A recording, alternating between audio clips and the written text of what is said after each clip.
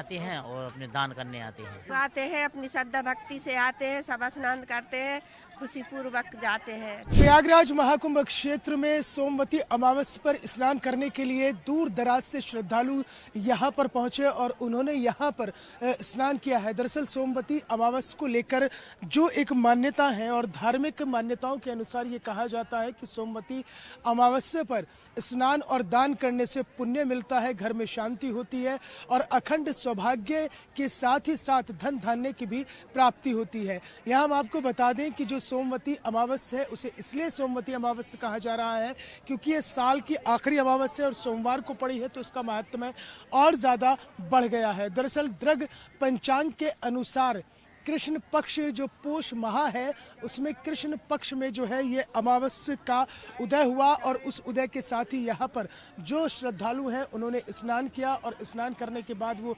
दान पुण्य का जो वृद्धि योग है वो वृद्धि योग आज रात 8:24 तक है। उस वृद्धि योग में अगर आप दान करते हैं तो आपके घर में सुख शांति आती है और कहा जाता है कि इस दिन जो है शिव जी और गौरी जी की पूजा अर्चना करने से अखंड सौभाग्य का भी आशीर्वाद प्राप्त होता है। कहाँ से आए हैं आप? बांदा जिले साहब। तो सोमवती अमावस्या पर स्नान करने आए हैं जी साहब। तो क्या कहा जाता है सोमवती अमावस्या पर? अमावस्या को यही कहते हैं कि नहाने से बहुत पुण्य मिलता है और जो श्रद्धांजलि होती है पूर्ण होती है, सब यही सब कहते हैं साहब। हाँ। और भी यहाँ पर श्रद्धालु उनसे बात करेंगे। आप कहाँ से आए हैं? बीना से, सागर जिला। अच्छा जी। तो सोमवती अमावस्या पर कहा जाता है कि स्नान और दान करने से पुण्य मिलता है। जी, पुण्य मिलता है इसलिए तो आते हैं हम लोग।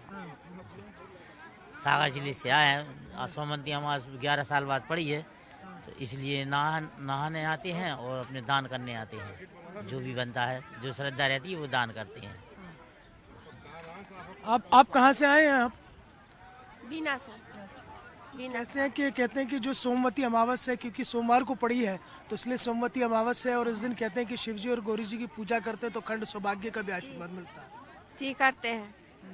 हाँ, और क्या कहते सोमवती व्रत भी है तो इसे स्नान करने से अपने जो भी कष्ट, जो भी परेशानी है, जो भी है सब दूर हो जाते हैं। या इतने की ऐसी मान्यताएं हैं। हाँ, इसलिए सब लोग आते हैं यहाँ पर श्रद्धालु आते हैं, अपनी श्रद्धा भक्ति से आते हैं, सब स्नान करते हैं, खुशी पूर्वक जाते हैं।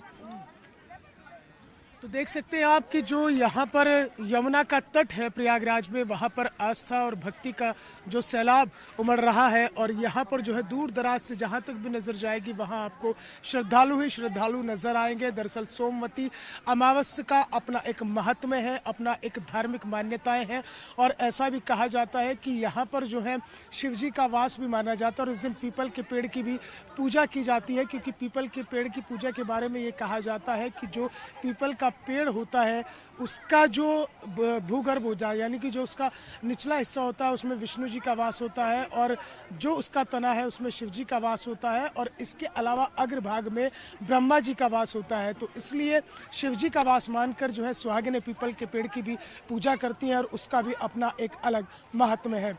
वीडियो जर्नलिस्ट अनिकेत के साथ मोहसिन खान, न्यूज़ 1 इंडिया, प्रयागराज।